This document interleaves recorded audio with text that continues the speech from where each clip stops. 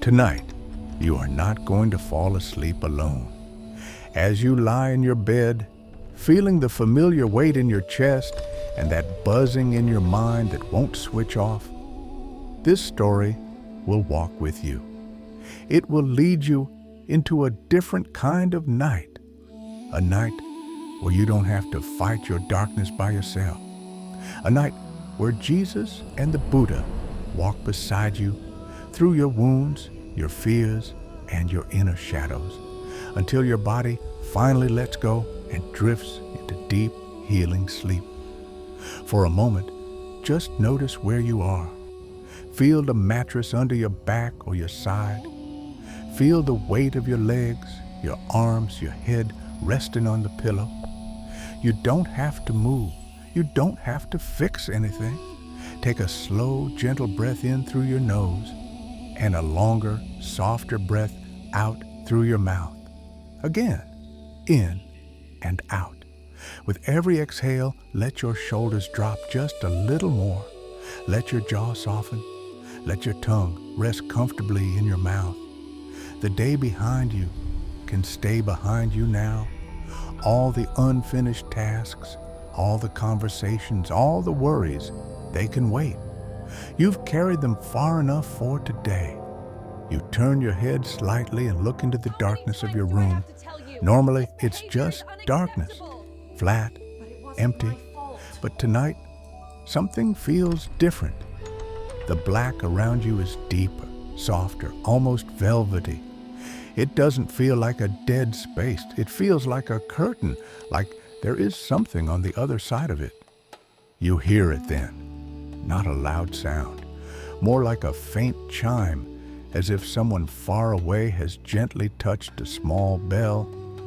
The sound fades quickly, but the feeling remains. It's as if the air around you has quietly changed its shape. You blink slowly.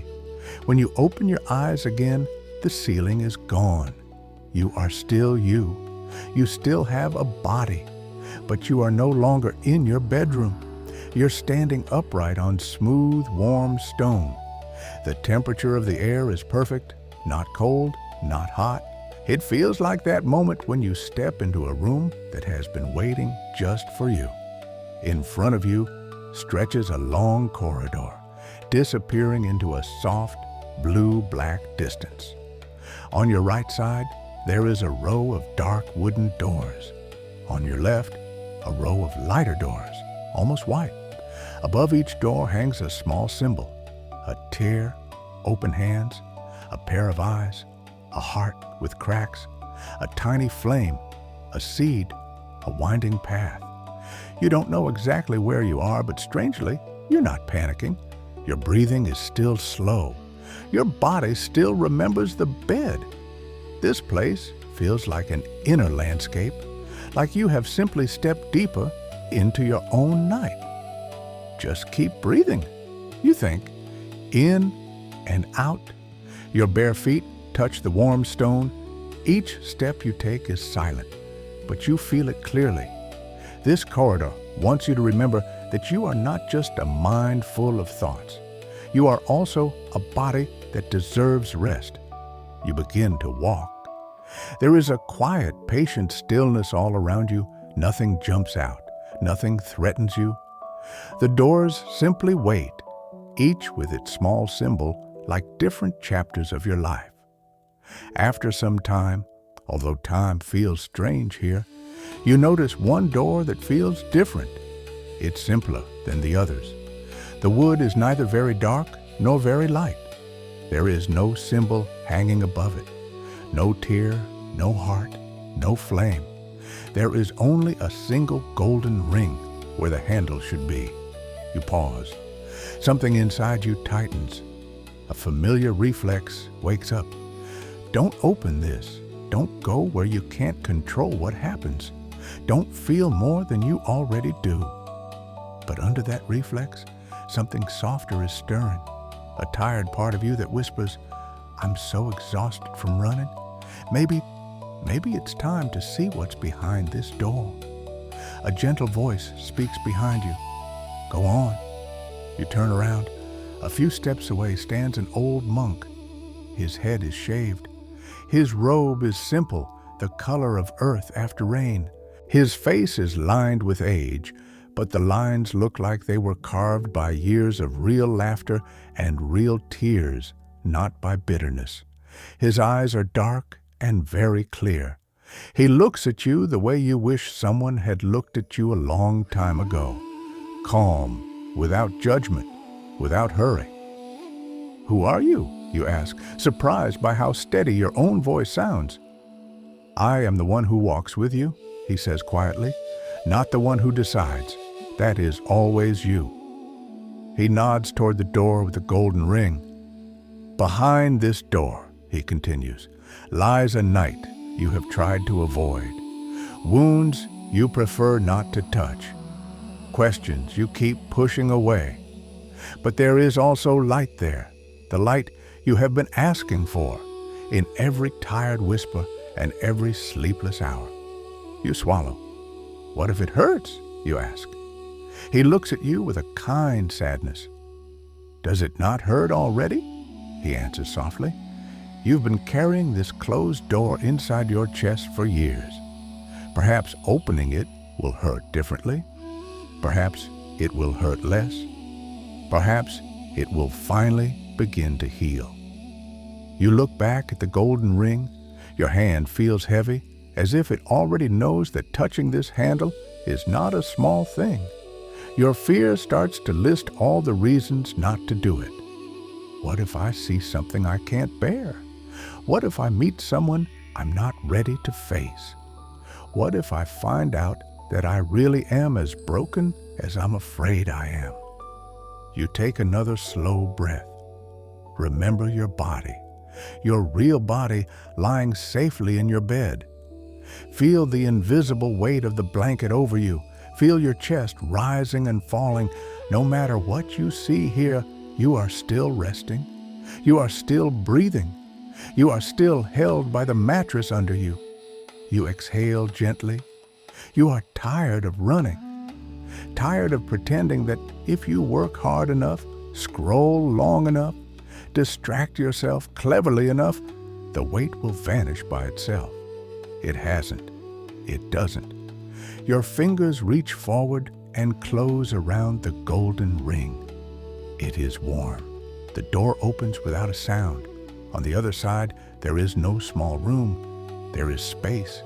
You step through and find yourself on a small round island made of rich, dark soil, floating in a vast hall without walls and without a ceiling.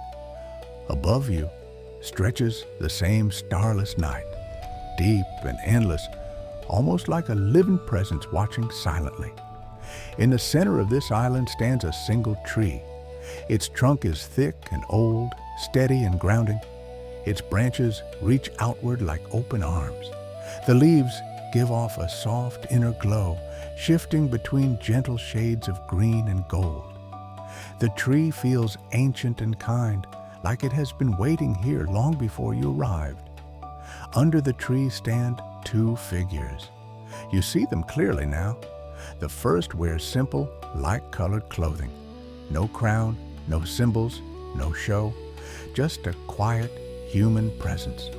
His hair falls softly around his shoulders. On his hands, you see marks, wounds where nails would have been, but they don't bleed. Instead, they shine with a warm golden light.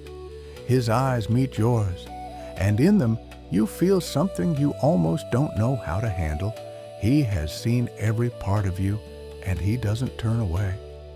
The second figure wears robes in deep orange and soft brown. His head is shaved. His posture is relaxed, completely at ease, as if he has stood here for thousands of years without getting tired. His eyes are calm and wide and still, like a lake with no wind on its surface. When he looks at you, you feel seen all the way through, and strangely, you don't want to hide. You know their names before anyone speaks. Jesus and the Buddha. They are not glowing like in paintings. There are no thunderclaps, no choirs, no dramatic music. They are simply here, solid, real, in a way that is deeper, than anything you can touch with your hands. For a moment, you freeze. Some old habit inside you asks, do I kneel? Do I run? Do I apologize? Do I explain myself? You don't have to. Jesus lifts one hand, the one marked with light, and makes a small, gentle gesture, not a command, an invitation. Come, he says, and his voice sounds like warmth itself, soft but deep, echoing somewhere inside you where you rarely let anyone speak. The Buddha inclines his head slightly in greeting. His silence feels as welcoming as Jesus' words. You walk toward them. Your heartbeat is loud in your chest, but your steps remain steady. As you come closer, you feel something you didn't expect. You don't feel judged. You don't feel measured. You don't feel weighed on some divine scale and found lacking. You just feel seen. You thought that standing in front of Jesus would mean instant exposure of every mistake, every failure, every broken promise. You thought that standing in front of the Buddha would make you feel too emotional, too chaotic, too attached to ever belong near any kind of enlightenment. But now, standing here, you feel something different. Jesus looks at you the way a person looks at someone they truly love when they are hurting.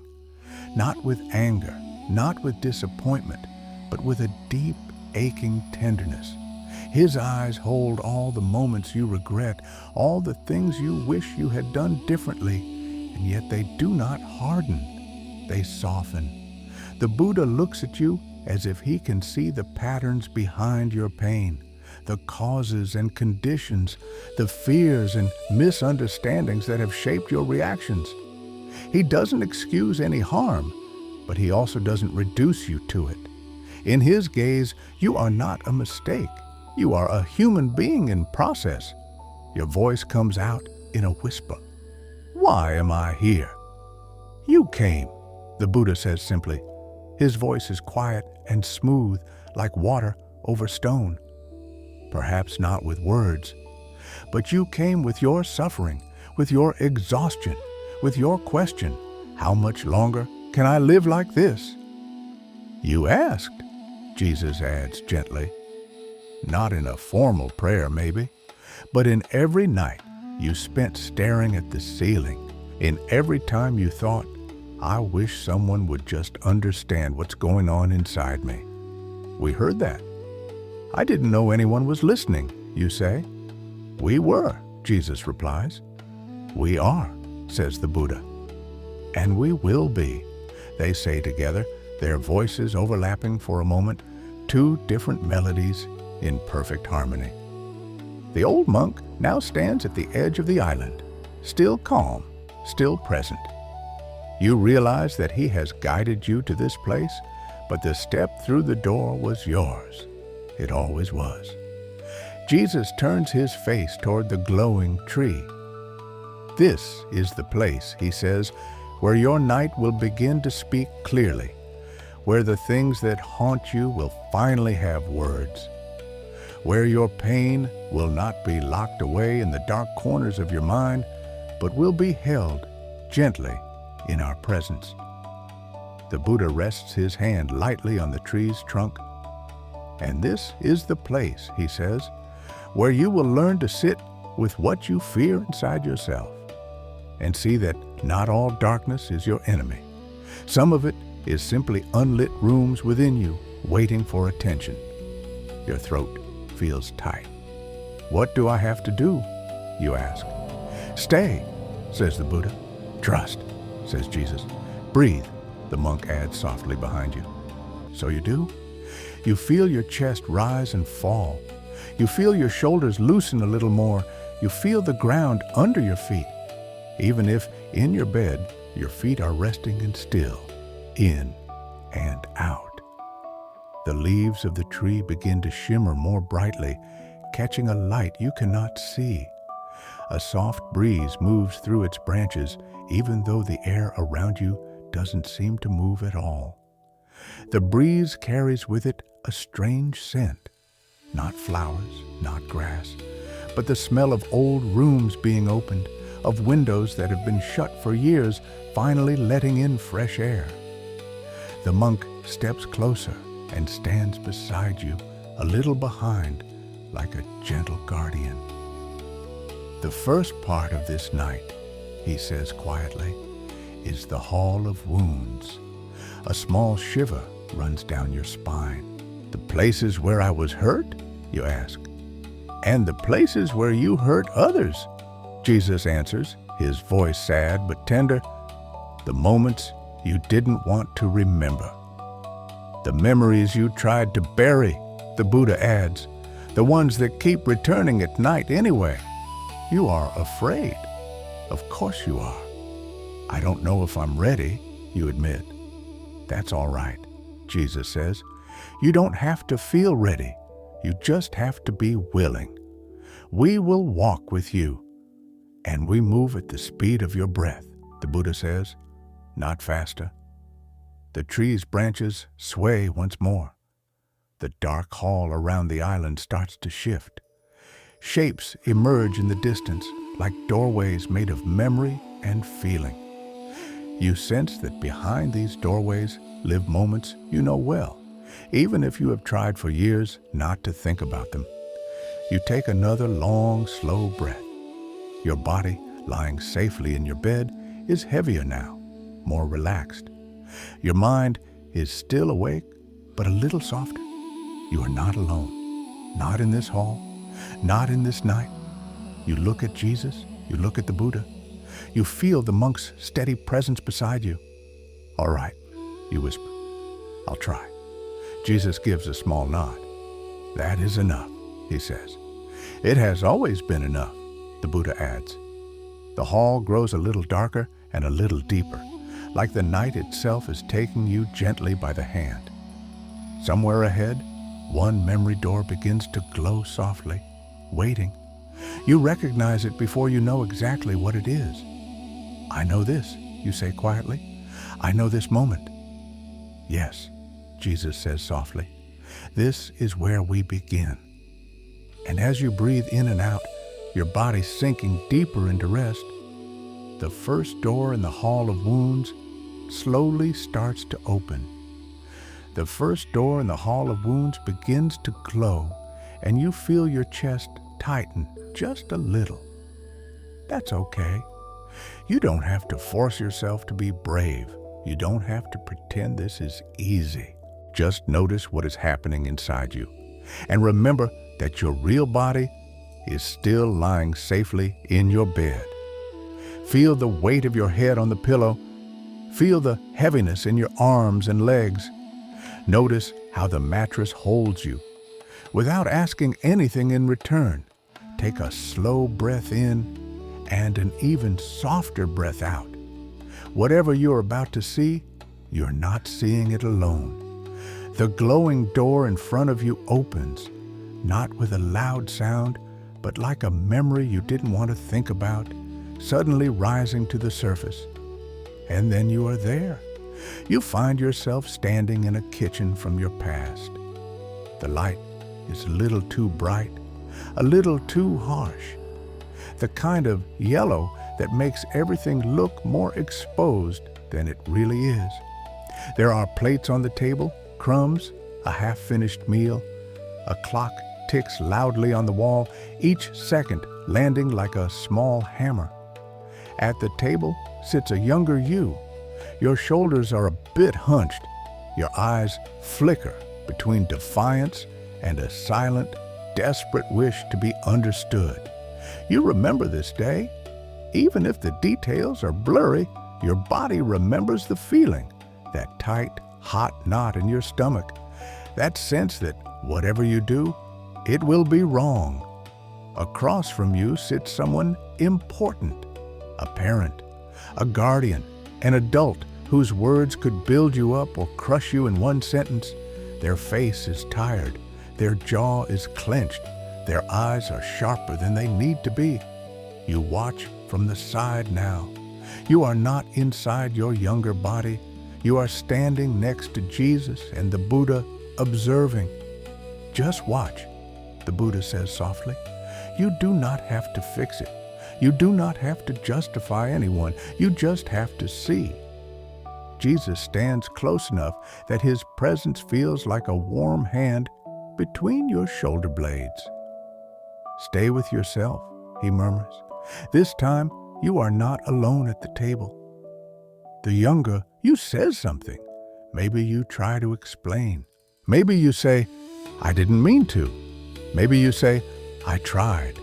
Maybe you stay silent, staring at your hands because you already know what will follow. The adult's voice rises. The words that come out are heavy and sharp. Accusations, labels, sentences that sound like judgments on your entire existence. You always, what is wrong with you? Why can't you just be like, you remember them? Not every word, but the taste, the feeling of being turned from a person into a problem. Your throat tightens. I hate this, you whisper.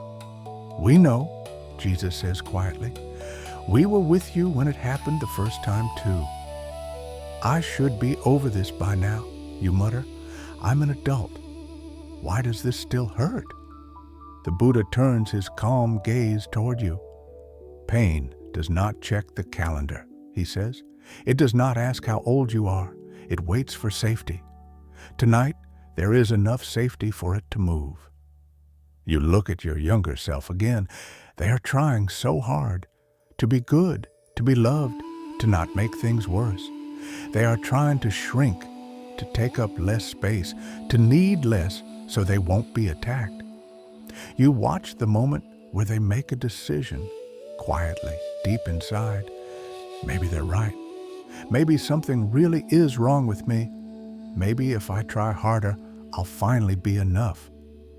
Time in the kitchen freezes. The adult's mouth is still open, mid-sentence. The younger you is caught between a blink. Jesus steps toward the table. He doesn't touch anyone. He simply stands there, and the whole scene seems to breathe a little easier, even in this paused moment. What would you say to them? He asks you, nodding toward your younger self. If you could send one sentence back through time? Your eyes sting. You walk closer to the table, standing behind your younger self. You see the back of your own small neck, the tension in your shoulders, the way your hands grip each other in your lap. I'd say, your voice breaks, then steadies.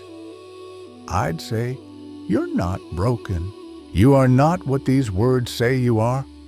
Say it, the Buddha encourages gently. Let the air carry it.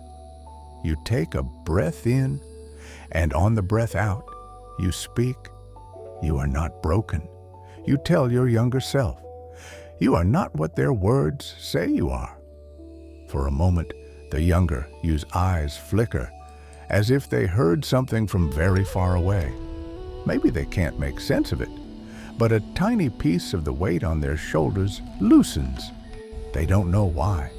They probably won't remember this consciously, but somewhere inside, the message has landed. The scene begins to move again. The argument continues. The blame, the misunderstanding. In the outer world, nothing changes. The adult doesn't suddenly become wise. They don't take their words back. They don't apologize and hug you and say, I'm sorry, I was wrong. The plate stays on the table. The clock still ticks.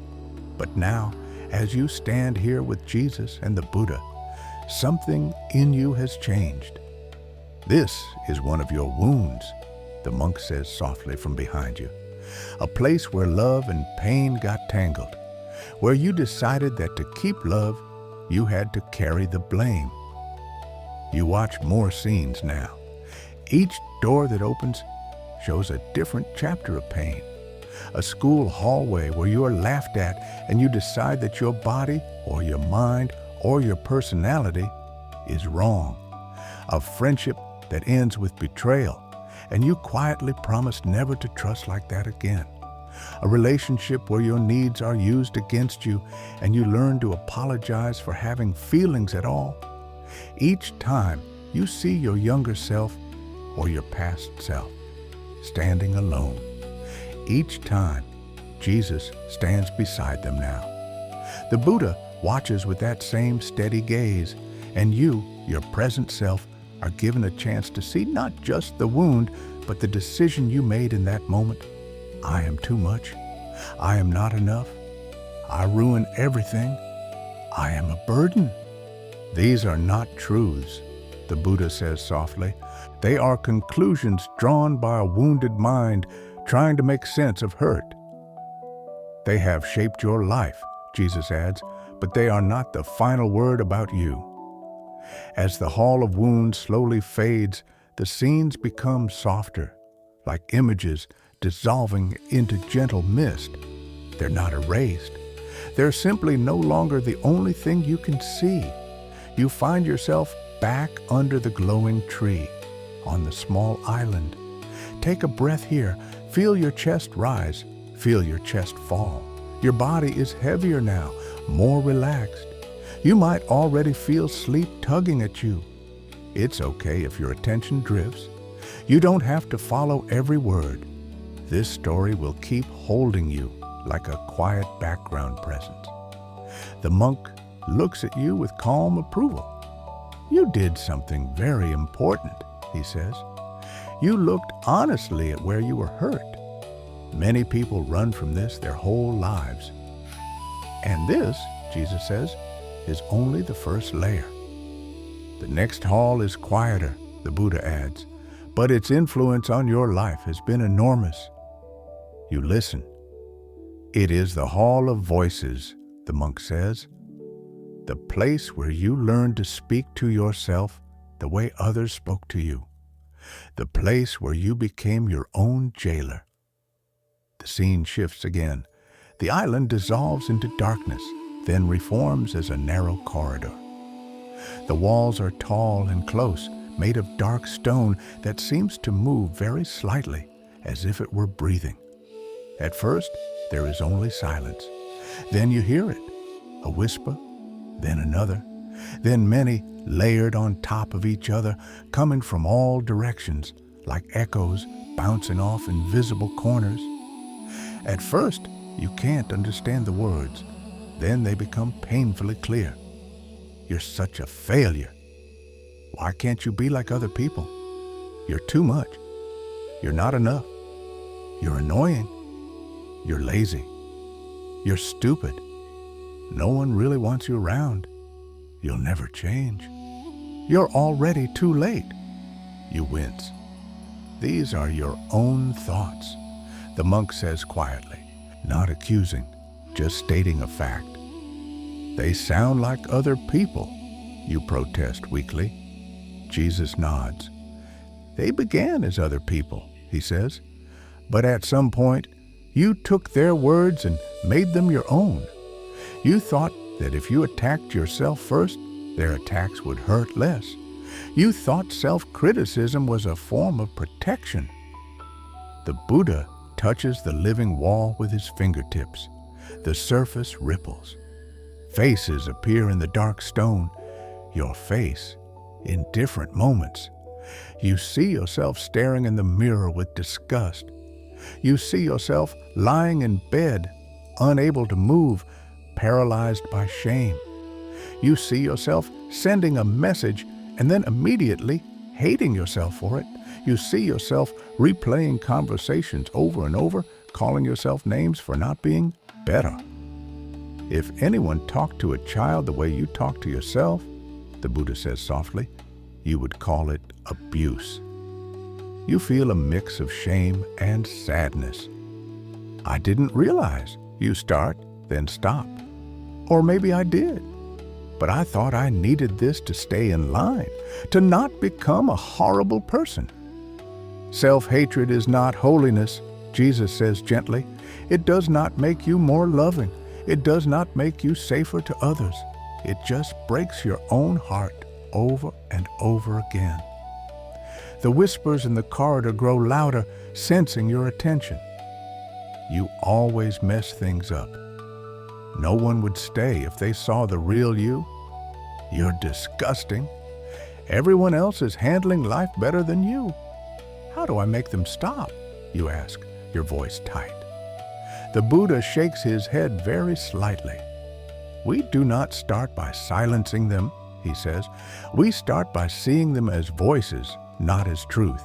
Habits of thought, echoes of old pain. When you believe they are reality itself, they rule you. When you see them for what they are, they begin to lose their power. Choose one, Jesus suggests. Just one voice. Turn toward it. You listen. One stands out more than the others. You're not enough, it hisses. You are never enough.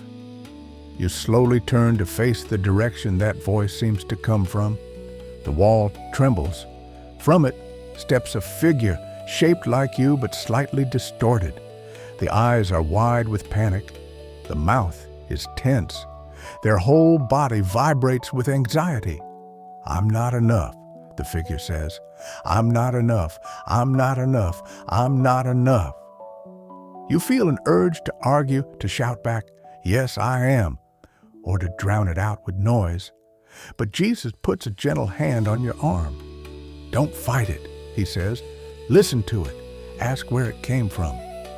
You swallow. Who told you that? You ask the voice-shaped figure. Your voice is shaky, but you manage to keep it soft. The figure hesitates. Everyone, it says. Or, it felt like everyone, family, school, people online, and you. You tell me that all the time. Your chest tightens with guilt. You believe them, the Buddha says, his tone still kind. And then you use their words on yourself, thinking it would keep you safe. If you attack yourself, maybe no one else can surprise you with their judgment. This voice is trying to protect you from hope, from expectation, from disappointment. You look at the figure closely now. Behind the aggression in its words, you see terror. It is not a cruel monster. It is a frightened guard dog, barking at anything that looks like risk. It is so afraid of you being hurt again that it would rather keep you small and miserable forever. You take a deep, slow breath, in and out. I see you, you tell the voice. I see that you're scared. I see that you're trying to protect me. But the way you do it is hurting me. The figure blinks, confused. Hurting you? It repeats. Yes, you say. When you tell me I'm never enough, I stop trying the things that matter to me. I hide, I punish myself, I don't rest, I don't ask for help. I get so tired that I can't feel joy. That's not protection. That's a cage. The Buddha nods slowly. Voices like this need new work, he says. They cannot simply be fired. They have been with you for too long. They will not leave just because you hate them. But you can offer them a different job. You think for a moment. If you want to protect me, you say to the figure, then instead of saying, you're not enough, you can say, you're tired, rest now. Or, this is new, it's okay to be a beginner. Or, you made a mistake, fix it, but don't destroy yourself. Can you try to say these kinds of things instead? The figure trembles. I don't know how, it whispers. We will help, Jesus says. We will practice, the Buddha adds. And you, the monk says gently, will have to be patient. You are unlearning a language you have spoken inside your own mind for many years. The not enough figure slowly steps back into the wall. Its outline becomes softer, less aggressive. The words, I'm not enough, still echo faintly, but they no longer sound as absolute. It's as if the script has been interrupted. One by one, other voices take shape. You're too much. You always ruin everything. No one really likes you. If people knew you, they'd run. Each time, you're given a chance to see the fear behind the words. One voice is terrified of abandonment and thinks being less will save you. Another is terrified of rejection and tries to reject you first. Another is trying to keep you from risks by declaring everything impossible before you start. With each voice, Jesus and the Buddha stand beside you. Sometimes Jesus reminds you, you are already loved even when you are not performing. Sometimes the Buddha reminds you, this is a pattern, not your essence. Patterns can change. You do not fix everything tonight. This is not a magical erasing of all self-criticism. But what does happen is important. You stop believing that these voices are simply you and must always be obeyed. After some time, the whispers in the corridor grow softer. They don't disappear. Minds don't work like that. But the volume turns down. You start to hear something else as well, your own new gentle voice, trying sentences like, it's okay, and I did my best, and I can try again tomorrow. The hall of voices slowly releases you. You find yourself back under the glowing tree once more. The starless sky stretches above you. The island feels familiar now, almost comforting. The tree's leaves glow a little brighter, like they have been fed by your honesty. Notice your body again. Feel how your arms and legs have grown heavier. Maybe your eyelids want to close. You can let them. You don't have to force yourself to stay wide awake. You can drift in and out. Your inner self can keep walking even if your conscious mind begins to float toward sleep. Jesus looks at you with such tenderness, it almost hurts. You have walked through a lot tonight, he says softly. You face memories you wanted to forget. You looked at the way you speak to yourself. You chose truth instead of numbness. That is real courage. The Buddha's voice is calm and gentle. And you discovered, he says, that looking at your pain does not destroy you. It changes you. The monk watches you quietly. There is one more place in this night, he says. The deepest room. The place where shadows live. The parts of you that you are most afraid of. The parts you deny. But also the place where you will see something precious. The truth that even there you are not abandoned. You feel a small flutter of fear. The labyrinth of shadows, the Buddha says. There you will meet your anger, your jealousy, your despair, not to worship them, not to obey them, and not to throw them away, but to understand them, so they no longer rule you from the dark. And there, Jesus adds, you will stand before a mirror that does not lie. It will show you not the mask you hate and not the ideal you chase, but the real you, the one we have loved all along. You take a slow breath in and a long breath out. Part of you is nervous. Part of you is tired. Part of you is curious. All of you is held by the bed beneath you, by the air in your lungs, by the quiet presence of the three figures around you. If sleep comes now, you can let it come. If you are still awake, you can keep listening. There is no wrong way to be here. The night around the island shifts again. The edges of the hall begin to move as if opening into deeper layers of darkness where a new path is waiting. Complex and winding like a labyrinth. You look at Jesus. You look at the Buddha. You feel the monk's steady presence at your back. All right, you whisper, I will go a little further. The tree's leaves rustle in quiet agreement. The path to the labyrinth of shadows begins to form. And as your body sinks even deeper into rest, as your breathing becomes slower and softer, the night gently takes you by the hand and leads you toward the next part of your journey. The path to the labyrinth of shadows forms slowly, as if the night is drawing its own doorway in front of you. Before you step onto it, take a moment to remember your body again. Feel the mattress under you. Feel the weight of your legs, the softness of your pillow. Notice how your chest rises and falls. If your eyes want to close, let them. You don't need to see the pictures clearly. You can just listen or even half listen. Your inner self knows the way now. The island with the glowing tree remains behind you, a quiet anchor. Jesus and the Buddha walk beside you as you move toward the deeper darkness. The monk follows a few steps behind, silent and calm. Soon, you arrive at the entrance of the labyrinth. The walls rise high on both sides, woven from something that looks like shadow and stone mixed together. They shimmer faintly, like starlight that forgot how to become stars and turned into walls instead. The opening is narrow, just wide enough for one person to walk through at a time. This is the labyrinth of shadows, the Buddha says gently. Here you will see the parts of yourself that you fear the most.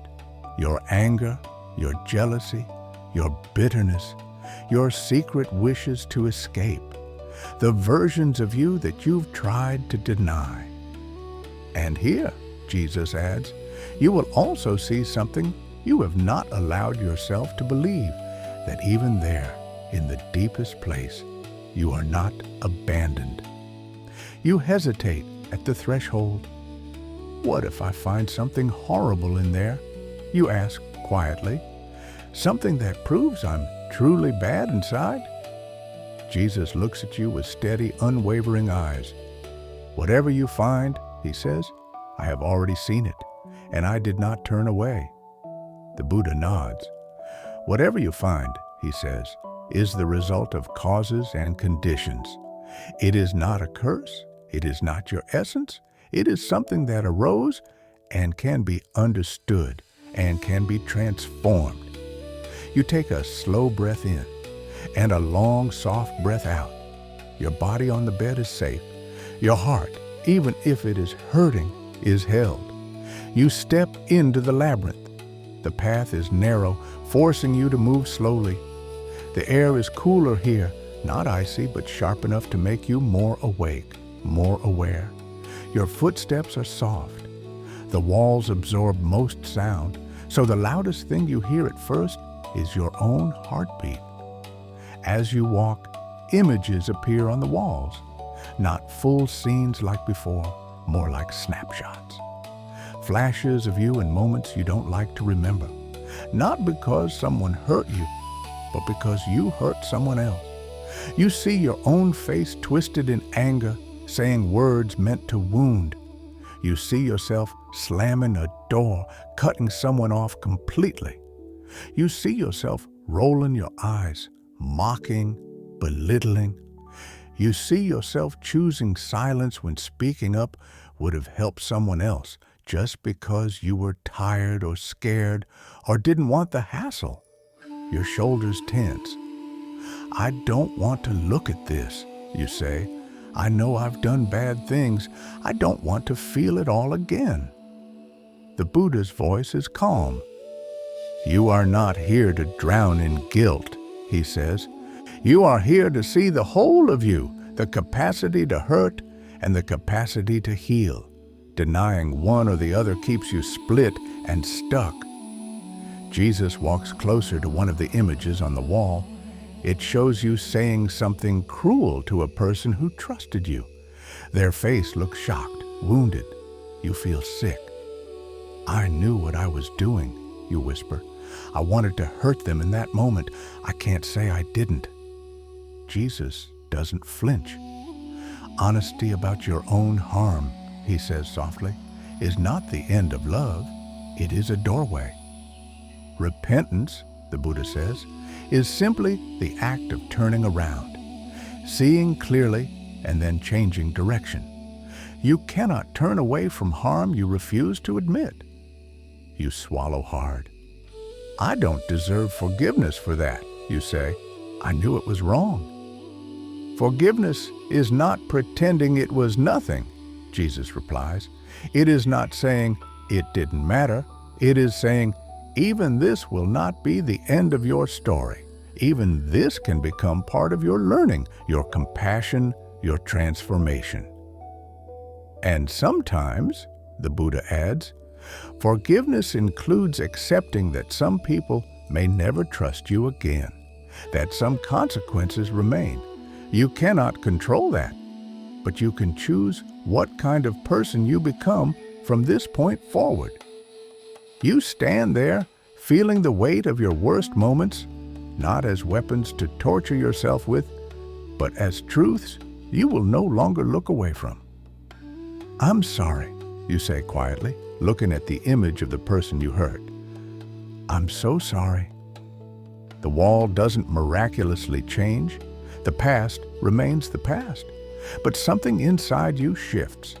Your apology isn't just a way to escape guilt. It becomes a seed, small, humble, but real, of your desire to live differently. You keep walking. More shadows appear. Moments when you envied someone so much that you wanted them to fail. Moments when you enjoyed seeing someone else embarrassed. Moments when you lied to make yourself look better. Moments when you gave up on your own dreams, then secretly resented those who kept going. Each time, you feel the temptation to say, I was tired, or I had my reasons, or they deserved it. And sometimes, those things may even be partially true. You were tired, you were hurt, you were scared. But tonight, in this labyrinth, you allow a deeper truth to stand beside them. You also had a choice. And sometimes, you chose in a way that added more pain to the world instead of less. Jesus doesn't shame you for this. The Buddha doesn't leave you because of this. Instead, they stay. I have always walked through human darkness, Jesus says, not just the darkness of what was done to you, but the darkness of what you do. I did not come for the spotless. I came for the ones who need help learning how to love. When you see your own capacity for harm clearly, the Buddha says, you can finally understand others with compassion instead of judgment. I know this place, you can say. I have been here too. After many turns in the labyrinth, you arrive at a small open space, a chamber at the center. In the middle of this chamber stands a mirror.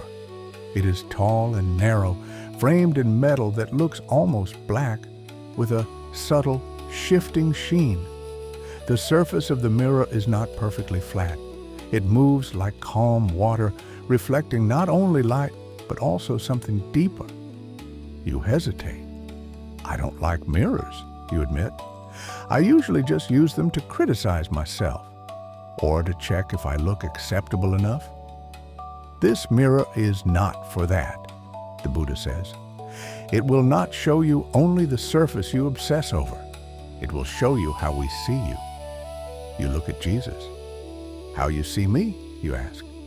Like some idealized version, some perfectly pure spiritual version? Jesus shakes his head lightly. No, he says, we see you more clearly, not less. No exaggeration, no hiding, your light and your darkness, your beauty and your brokenness, your fear and your courage, the whole truth. And the whole truth is, we have never stopped loving you in any of it. Your heart beats faster. What if I don't like what I see, you ask? Then you will have met yourself honestly, the Buddha replies. And that is the beginning of real change and real compassion. You step closer to the mirror. At first, the surface shows only blurred movement, like foggy glass. Then slowly, very slowly, it begins to clear. You see a face, your face, but not the way you are used to seeing it in rushed moments, brushing your teeth, checking for flaws, judging, adjusting. You see yourself as if you were a stranger sitting across from you, someone you might be curious about, someone you might feel for just a little if you heard their story. You see the tiredness under your eyes. You see the small lines of worry on your forehead. You see the way your jaw tenses, ready for criticism. You see the slight curve of your shoulders as if you're always bracing for impact. But the mirror doesn't stop there. Behind your reflection, other images appear, layered and transparent. You see yourself being kind when no one was watching. You see yourself comforting a friend or a child or a stranger. You see yourself getting out of bed on days when getting up felt impossible. You see yourself doing small acts of care, washing dishes, sending a message, making someone tea, when you were exhausted. You see your failures, you see your efforts, you see your selfishness, you see your generosity. All of it is there, together. This is you, Jesus says softly. Not the image you try to sell, not the monster you call yourself in your worst moments, just you, a human being with a heart that has been hurt and that has also hurt others and that still wants to love. You feel tears in your eyes. I don't know how to love this person, you whisper. I only know how to judge or how to ignore or how to demand perfection. The Buddha stands on one side of you, Jesus on the other. In the mirror, you see them too, slightly behind you, like two different kinds of light surrounding your reflection. You start small, the Buddha says. You do not force yourself to feel big waves of self-love. You begin with small acts of kindness, choosing to speak gently to yourself once, choosing to rest when your body is begging, choosing to say, I made a mistake, but I can learn, instead of, I am a mistake. And you remember, Jesus adds, that love did not start with you and will not end with you. You are not the only one holding yourself. Love is larger than you. You live inside it, even when you forget. You watch your reflection and notice something else. You notice that your eyes, even when they are tired, still carry a spark, a tiny, stubborn light that has not gone out, even after everything. A part of you that refuses to fully give up, no matter how often you say you're done. That light, Jesus says, is why I have never given up on you. That spark, the Buddha adds, is your capacity to awaken, to see clearly, to live differently. Even a small spark can start a gentle fire of transformation if you tend to it. You rest your hand lightly against your own chest, both here in the labyrinth and in your bed. Feel your heartbeat, slow, steady, doing its best, moment after moment. I don't promise to never hurt anyone again, you say quietly. I don't trust myself enough for that. I'm afraid I'll fall back into old patterns. You will, sometimes, the Buddha says honestly. Habit is strong, but each time you become aware, you can choose again. You can apologize. You can repair where possible. You can adjust. That is the path. I don't know how to carry all of this, you admit. My wounds, my mistakes, my shadows, my hope. It's so much. You were never meant to carry it alone, Jesus says. That is the lie the darkness told you. It's all on you. No one will help. You must fix yourself before you can be loved. He steps closer to your reflection, and for a moment, you see something beautiful. In the mirror, his wounded, glowing hands rest lightly on your shoulders. Let me carry this with you, he whispers. Not instead of you. You are still responsible for your choices, but with you. You are not abandoned to your own strength. the Buddha places a hand lightly over your heart, just above where your real heart is, beneath your blanket. And each time you breathe with awareness, he says, each time you pause instead of react, each time you turn toward truth instead of denial, you're not alone in that either. Awareness itself is a form of company. We are there. The mirror begins to soften, the image of your face fading back into a gentle, rippling surface. You step back. Is this the end? You ask, feeling a mixture of relief and sadness. Part of you wants to keep walking. Part of you is very tired. It is the end of this journey for tonight, the monk says. He is standing at the edge of the chamber now, as if he has always been there. The labyrinth will still exist. The hall of wounds will still exist. The hall of voices will still exist, but now you know the way. You can visit them in smaller steps anytime you need. And you can also rest, Jesus adds. You don't have to heal everything in one night. Deep change, the Buddha says, is made of many small steps. Tonight, you took several. That is more than enough. The labyrinth around you starts to dissolve. The walls melt into darkness. The chamber fades. The mirror fades. The ground under your feet turns soft and indistinct for a moment, then becomes the familiar island with the glowing tree. You're back in the great hall under the starless sky. The tree looks brighter now, not blinding, just steady. Its leaves glow like 100 small lanterns. The air feels warmer, richer, as if your honesty, your willingness to look, has fed this place. Notice your body, the monk says gently, right now. Feel how heavy you are on the bed. Notice if your breath is slower. Maybe your hands feel warm. Maybe your feet feel distant, relaxed. If your thoughts are drifting, that's all right. You don't have to remember every word. Your heart remembers the important parts. Jesus steps closer. You walked through your wounds, he says. You listened to your inner voices. You faced your shadows. You saw yourself through our eyes. That is a lot. Be gentle with yourself in the days to come. The Buddha nods. Do not turn this night into another reason to attack yourself, he says. Do not say, I had a deep experience now, I must be perfect. That is just the old voice in new clothes. Instead say, now I know a little more, I can begin again softly. The monk smiles. Your healing will not be a straight line, he says. You will have days when you forget everything you felt tonight. Days when you believe every cruel voice again. Days when your wounds feel just as raw as before. Those days do not cancel this night. They are simply part of being human. You can always return. How do I return? You ask sleepily.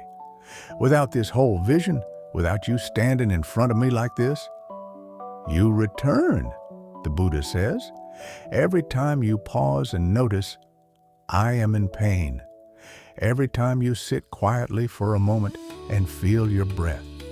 Every time you say to yourself, this hurts, and I want to respond with kindness instead of violence. That is enough.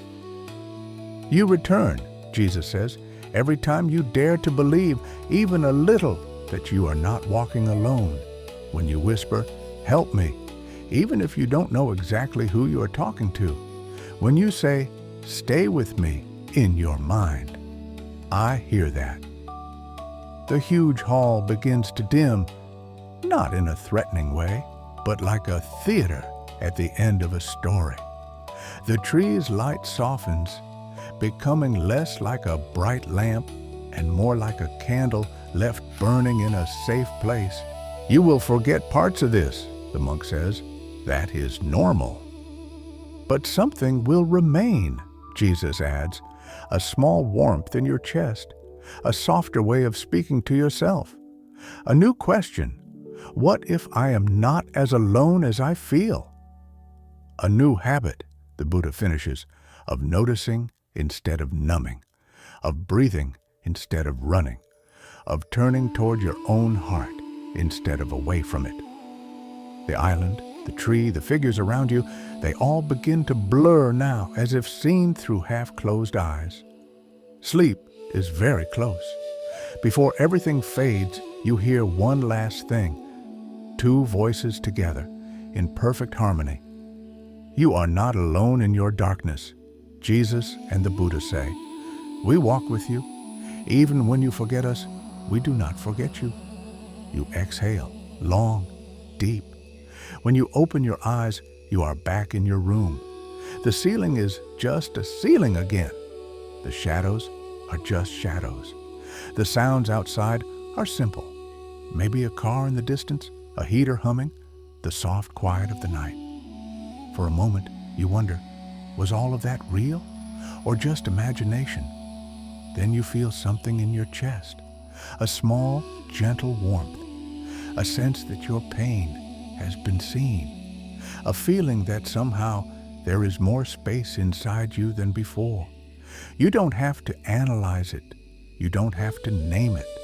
You can just let it be there. You turn onto your side or sink more deeply into the position you're already in. Your pillow welcomes the shape of your head. Your blanket rests over you like a soft, protective weight. Some of the old voices might try to wake up again. This didn't change anything. You're still the same. Nothing really helps. But they sound a little weaker now, a little less convincing. Somewhere behind them, another voice whispers, I am here, and I am not alone, not anymore. You place a hand on your heart, quietly, almost silently. You say, to yourself, to the night, to whoever is listening, stay with me, even when I sleep. And the night answers, not in words, but in the way your body finally lets go. Your breath slows, your muscles release, your mind softens and drifts. Somewhere beyond your dreams, in a hall without walls, under a starless sky, a tree still glows gently. Under that tree, two figures sit in silence, watching, waiting, holding you in a love that doesn't end when you close your eyes. You sink into deep, healing sleep. And for the first time in a long time, your darkness feels a little less lonely,